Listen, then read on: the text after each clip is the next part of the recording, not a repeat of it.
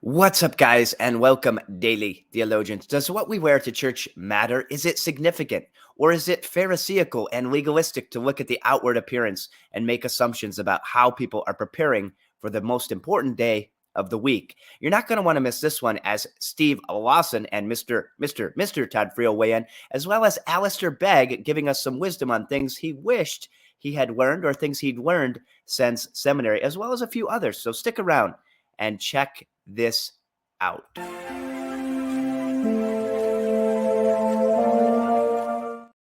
So I've been thinking a lot about what I wear to church. Now, again, this is not a judgment on what you should wear to church because this is a matter of personal conviction, but I want to get some perspective from Dr. Steve Lawson because I think this is significant and an area where we perhaps need to be challenged in our very casual culture. I want to talk about clothing and attire.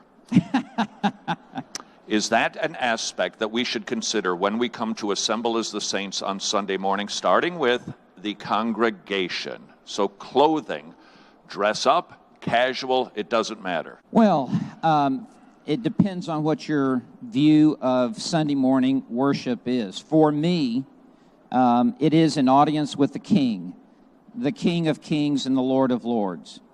And so for me personally, I think you put on your Sunday best, that it reflects an inner heart attitude. As a young boy growing up, Sunday morning started on Saturday night. My father would come into my bedroom and we would lay out the clothes I would wear the next day. We would walk down the hall and he and I every Saturday night would shine my shoes. We would then walk down the hall and stand in front of the mirror. He would put a tie around my neck and look over my shoulder, look into a mirror, and tie the tie, then loosen it. We'd walk it back in and put it on my bed. I very distinctly got the idea that the most important day of the week is Sunday, that Sunday is the Lord's Day. And we would arrive at church early. We would sit down in the pew. My father would hand me a worship guide and a hymnal, and my responsibility was to look up the hymns that we would be singing. He would tear a little portion off, or I would tear a portion off, and I would mark all the hymns. I mean, we are ready to sing. I was getting the idea that what is going to happen for the next hour to hour and a half was very, very important to my father, and it was becoming very, very important to me. But it included how I presented myself. I personally do not like people to show up for church who are dressed in less than their Sunday best, because you are communicating something to me that this is no big deal, that this is not an important day of the week for you to worship the Lord. Now, I realize man looks on the outward appearance, God looks upon the heart, but man does look on the outward appearance. And the outward appearance usually is a reflection of the heart. So whatever you would wear to Buckingham Palace to have an audience with the Queen, I would want you to up your game even more to have an audience with the King of Kings and the Lord of Lords. And it just has a way of you sitting up straight and paying attention. It actually does.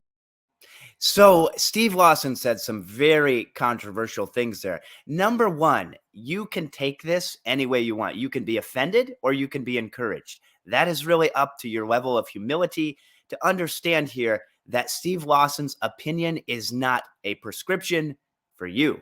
But you have to step back for those of you that are defensive here, which includes me. I dress fairly casually to church, though I've started wearing a button-up shirt just because of what he said, not even listening to this clip before.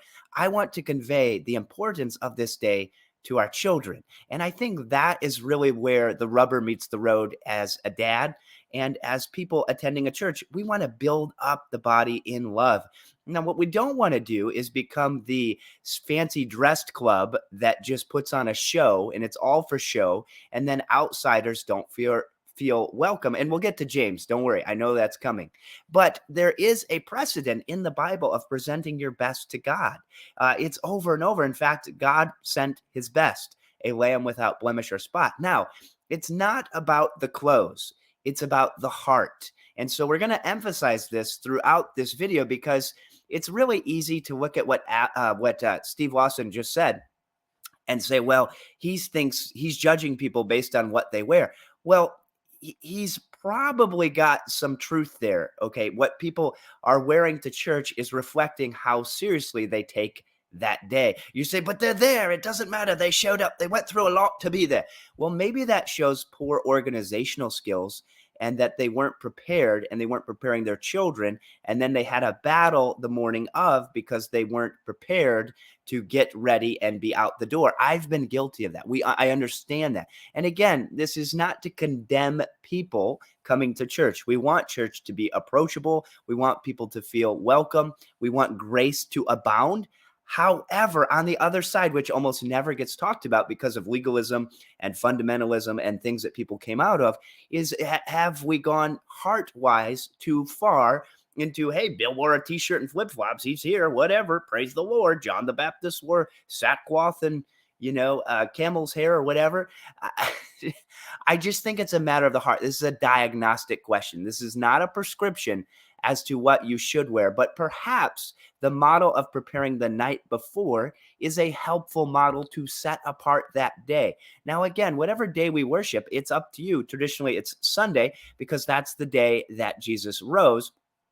And the thing I'm emphasizing here is preparing the heart, preparing the family, preparing the body for something that is important, setting apart this time as the highlight of the week, because I do think the Sunday preaching and singing and praying is the highlight of the week. I think it's the high point of the start of the week. It's the highlight of the family time. It's the family of God gathered together. And there's a holy reverence that I think has been neglected, relegated, perhaps even lost with our casual approach to worship. Now, again, God looks at the heart, and we're going to talk about justification and how seminary can make you or knowledge can make you a bit judgmental of others. That's not what I'm saying. But I think what Steve Lawson has highlighted here is very helpful. Now, we don't want to judge other people the way they dress because we don't know what their actual motives are. But I think there's a lot of wisdom in saying, hey, that guy, if he was going to Buckingham Palace, he probably wouldn't wear flip-flops and a tie-dye t-shirt.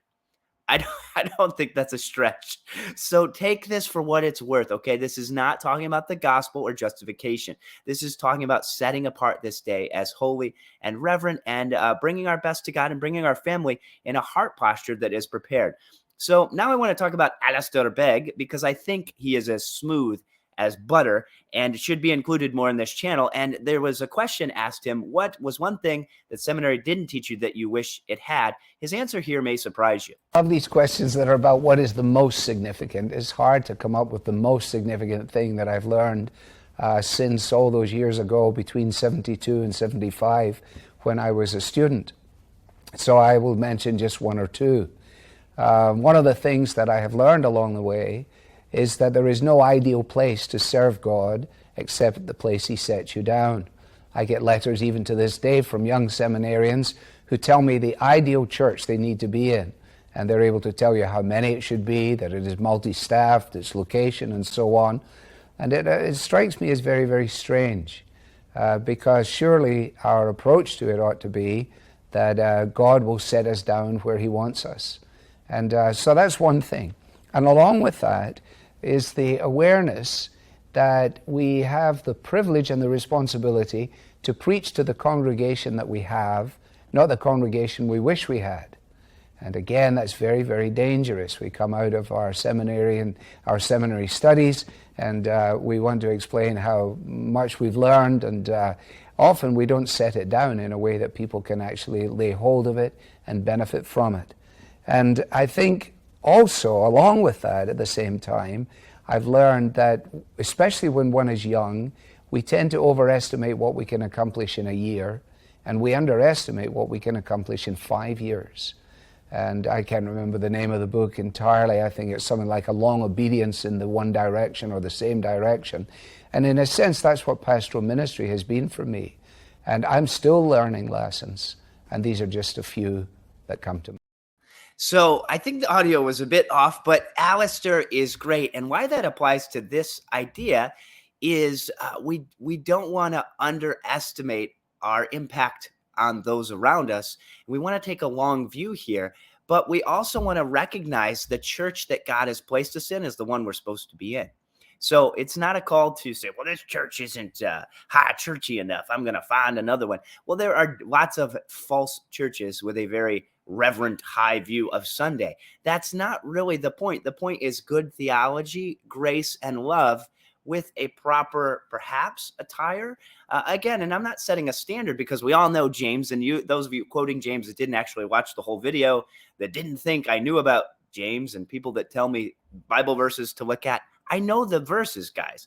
A man wearing a gold ring and a fine clothing comes into your assembly, and a poor man in shabby clothing also comes in. If you pay attention to the one who wears the fine clothing and say, sit here in the good place, well, you say, the poor man, stand over there, sit down at my feet. Have you not made distinctions among yourselves and become judges with evil thoughts? Listen, my beloved brothers, has God not chosen those who are poor in the world to be rich in faith and heirs of the kingdom, which he has promised those who love him? But you have dishonored the poor man, and are not the rich ones the ones who oppress you and drag you into court. So the point here, though, is showing favoritism to the one person that's dressed better. I'm not talking about favoritism. So if you're putting that in the comments, just delete it and move on. I'm not talking about favoritism. I'm talking about a heart posture of the genuine converted believer, not for favor, not for show, not for status, not for power, not to lord it over people that don't wear the same clothes that you wear, not for people that have a different opinion on this topic. I'm talking about an audience of one. I'm talking about your love for God affecting the way you prepare yourself and your family to worship God rightly from a pure conscience, in spirit and in truth. Okay, showing favoritism to others and trying to get money from them because of the way they've been blessed or their position is sinful. That is wrong. But at the same time, you can't say that showing up hot 5 minutes late, coming in a tie-dyed t-shirt is really coming to that day with reverence, is really building up the body, is really preparing your family. What I'm talking about here is a failure of personal leadership, perhaps for many families, where Sunday every day is a train wreck, where it's a disaster, where people are coming in late, where people aren't prepared, where people aren't dressed, where kids aren't mentally prepared, where they don't know what's being sung. Now, again, it's easy to critique what I'm saying here as that's legalism. Now, who shows up to a game with no idea of when they're playing? Who shows up to a game without the proper uniform? Who shows up to a game with no plays from the playbook or knowing what the coach is going to call? This is insanity. And yeah, it passes. This is standard. This is standard across the church. No idea of the hymns being sung, no prepared kids, no idea what the sermon's even on, no idea what the kids are being taught. This is common stuff. Now, again, this is not a judgment. This is not anger. This is an observation that we can do better with a little preparation, a little honesty towards, are we presenting our hearts? Are we presenting our families in a way that God would see as glorifying him? Now, again, it's not our dress or our theological acumen that presents us or commends us to God. It's the work of Christ alone. So as we consider justification, it's not based on anything in us. It's based completely on the work of God. It's based completely on the actions of the God-man Jesus Christ. In fact, we've considered justification many times here. By his obedience and death, Christ fully paid the debt of all those who are justified. He endured in their place the penalty they deserved. By his sacrifice of himself and his blood shed on the cross, he legitimately, really, and fully satisfied God's justice on their behalf, yet their justification is based entirely on free grace. He was given by the Father for them. His obedience and satisfaction were accepted in their place. These things were done freely, not because of anything in them, so that both the exact justice and the rich grace of God would be glorified in the justification of sinners. So it's based entirely on Jesus, not what you wear to church, not how much money you have, not any of those things. But for the majority of you that will be offended by this video and say, and take it, no matter what I say, take it the wrong way, that's a reflection on your heart. That's a reflection on you. If you're always finding problems with people pointing out things that could be helpful, then you're the problem. You're the one that's the problem. And I think this ties in nicely because as we look at the church we've been placed in, that we've been called to, that God has put us around, we have to look at the role of government in our lives because we are in a government that God has placed us in. And this is just an important reminder not directly connected to what we wear to church or things like that, but it does have a sense of submission to authority. And this idea from Romans 13 can be manipulated and used as a way to hide from doing what God has commanded. But we have to remember this. God is the supreme Lord and King of the whole world. He's ordained civil authorities to be under him and over people for his glory and for the public good.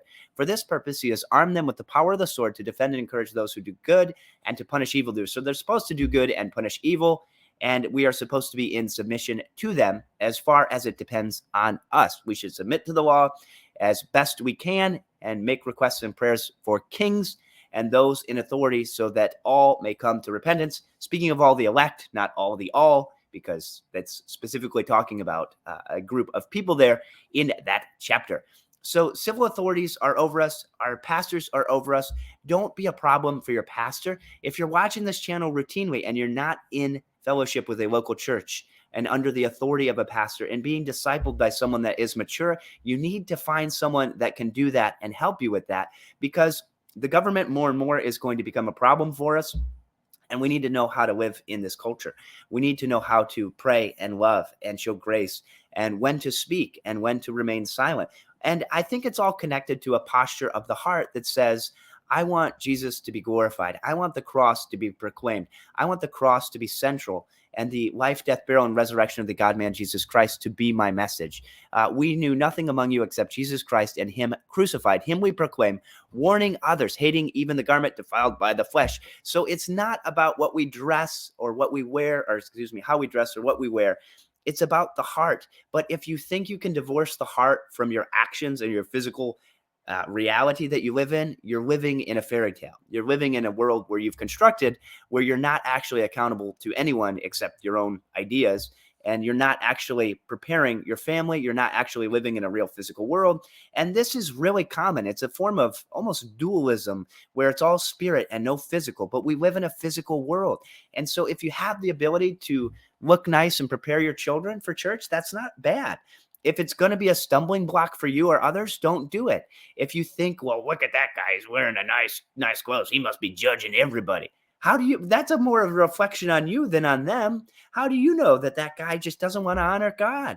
Are there people that dress nicely and are very judgmental? Of course. Are there people that dress like bums and hate everyone that has nice clothes on? Of course. So who are you to judge the other person? What I'm talking about is looking in the mirror, preparing your family, preparing your heart, coming ready to worship, coming ready to submit to the authority of your pastors as far as it depends on the Bible, being under the authority of the government, and being a helpful type of person that preaches the gospel and knows where the lines are. That is really the core issue. Let me know what you think below. Love the church you're in, as Alistair indicated, and leave a comment below. Don't forget to take a moment and hammer that like button. Like the 95 Theses. Thank you so much. I'm glad you're here, and God bless.